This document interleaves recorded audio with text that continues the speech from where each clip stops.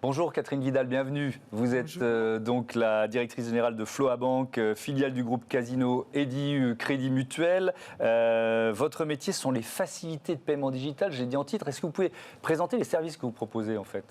Alors les facilités de paiement digital, c'est toute une palette de services qui sont proposés aux consommateurs et aux commerçants ou e-commerçants et qui vous permettent de régler en une fois, en plusieurs fois, en différé, vos achats sur l'ensemble des sites. Évidemment, ça va jusqu'aux cartes de paiement co-brandées avec nos partenaires et aux petits crédits. Donc tout ce qui vous permet de régler vos achats. Et nous en finançons à peu près 2,5 milliards par an auprès de 3 millions de clients. Et nous travaillons avec une centaine de grands noms du e-commerce. Alors, je vais en citer quelques-uns, comme Cdiscount, comme Oscaro si vous achetez vos pièces pour vos voitures, comme dans les voyages, Mr Fly, SFR pour vos téléphones, etc. En bref, si vous partez en voyage aujourd'hui et que vous payez en 4 fois, il y a beaucoup de chances que ça soit avec Floa que vous le fassiez. Alors, vous venez de rejoindre, je l'ai dit, la Priceless Planet Coalition. C'est un programme de reforestation qui a été lancé par Mastercard en janvier 2020. Peut-être, c'est intéressant que vous nous rappeliez l'objectif général avant de parler de votre impact et de votre engagement à vous.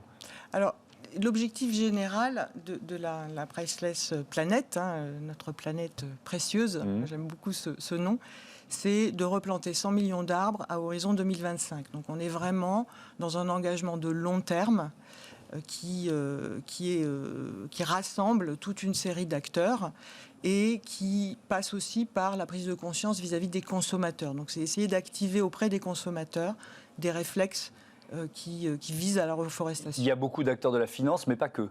Mais pas que. Il y a beaucoup d'acteurs de la finance, puisque par définition, Mastercard est très impliqué avec les acteurs de la finance. Et je suis assez fier d'ailleurs de dire que Floa est la première banque française à rejoindre cette coalition. Alors avec quel engagement ? Il y a eu une première opération qui se tenait du 31 mai au 5 juin. C'était quoi le principe ? Alors le principe, c'est vous payez avec votre carte Floa et pour un achat supérieur à 50 €, nous replantons un arbre. Donc c'est extrêmement simple. Tous les achats étant comptabilisés. Et donc le bilan de l'opération ? Alors le bilan, c'est 15 000 arbres. Donc 15 000 arbres, pour nous, c'est la moitié de notre empreinte carbone qui est compensée par cette opération. Il y aura d'autres opérations du même type ? C'est un engagement de longue durée que vous venez d'entamer ? Oui, bien sûr, il y aura d'autres opérations du même type. D'abord, quand on a compensé la moitié de son empreinte carbone, il en reste encore la moitié à compenser, donc il y en aura d'autres. Et comme je vous le disais, ce qui nous a séduit dans ce programme, c'est un certain nombre de choses, dont l'engagement de long terme. Donc on est vraiment sur un engagement à horizon 2025. Donc on va recommencer un certain nombre d'opérations qui seront similaires ou différentes de celles que nous avons déjà. Alors, il y a beaucoup de programmes de reforestation, beaucoup d'entreprises qui y participent. Il y a parfois une course au record, notamment chez certains États qui veulent peut-être se racheter une conscience écologique. Est-ce que vous pourrez choisir où et comment ces arbres, là on parle de 15 000 arbres, seront plantés ? Alors, ce qui est intéressant dans cette coalition, c'est qu'elle est encadrée par des organismes qui d'ailleurs sont des conseils de l'ONU, dont World Resource Institute par exemple, ou Conservation Internationale, qui eux vont sélectionner les lieux et les programmes. Donc, par exemple, pour cette année, c'est l'Australie, dont on sait qu'elle a beaucoup brûlé l'été dernier, c'est le Kenya et le Brésil. Avec pour objectif, si je le simplifie, parce qu'évidemment, ils sont beaucoup plus compétents que moi sur ce sujet-là, l'objectif de planter le bon arbre au bon endroit, dans le respect de la biodiversité, ces arbres n'étant jamais pour but d'exploitation forestière. Donc tout ce programme est encadré, donc on n'est pas dans la course à la plantation, on est dans la course au bon arbre au bon endroit. Dans certaines régions, cette coalition, cette Priceless Planet Coalition, propose d'initier des collectes de dons pour agir en faveur de l'environnement. Il y a quoi ? Il y a des mécanismes financiers un peu originaux qui ont été mis en place Il y a toute une série de mécanismes, dont ceux qu'on vient de décrire, par exemple, par les participants qui, quelque part, participent à cette collecte de dons en essayant, et je pense que c'est un point important aussi, d'éveiller les consciences des consommateurs. Oui, il y a une volonté de pédagogie un petit peu aussi. Exactement. En tout cas, de partager des objectifs qui sont de plus en plus ceux des citoyens consommateurs. D'une manière générale, parce que la reforestation, c'est bien, mais il faut qu'il y ait eu la brique de l'engagement sur la décarbonation, sur son bilan carbone. Donc, il faut faire les choses dans l'ordre. En général, c'est ce qu'on dit aux entreprises qui annoncent de la reforestation. Qu'est-ce que vous avez fait avant de vous engager dans ce programme de reforestation pour faire baisser le bilan carbone de Floa Bank ? Alors, nous, un de nos axes importants, il est autour de l'innovation et d'utilisation de la technologie pour justement réduire notre impact carbone. Et pour vous donner un exemple, un de nos axes très importants, c'est le zéro papier. Alors pour nous, le zéro papier, ça a commencé en 2014 avec l'introduction de la signature électronique sur tous nos parcours de recrutement et de paiement.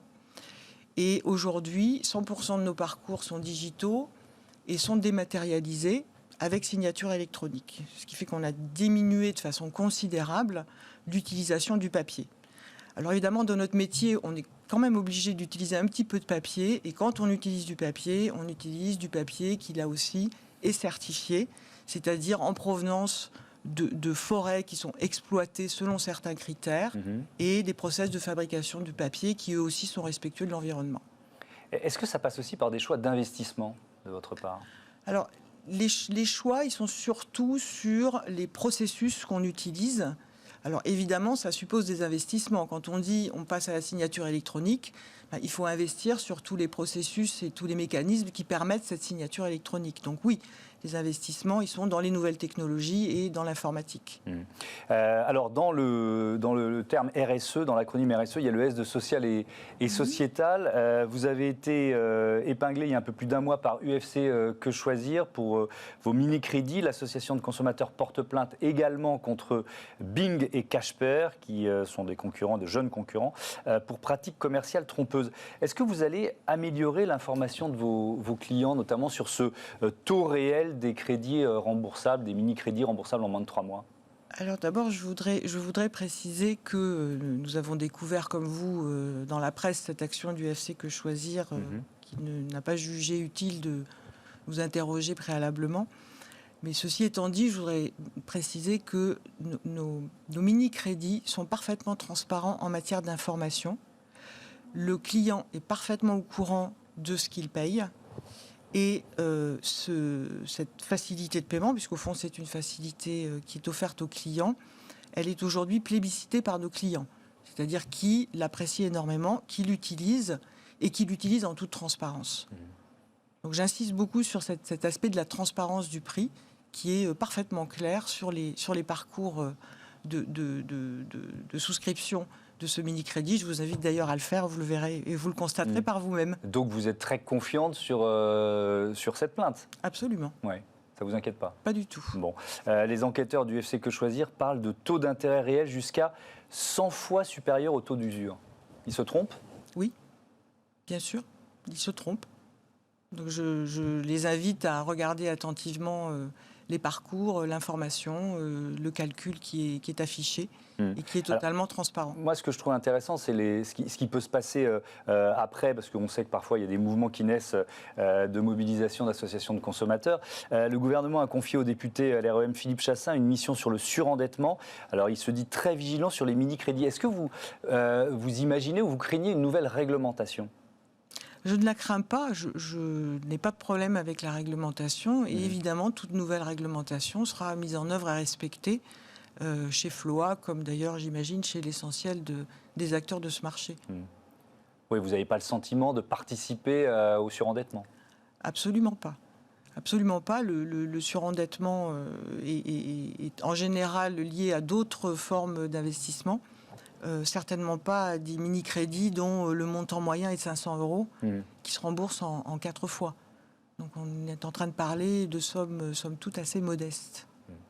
Merci beaucoup, merci Catherine Vidal. Merci à bientôt sur Bismart. On passe à notre débat sur la seconde vie des médicaments.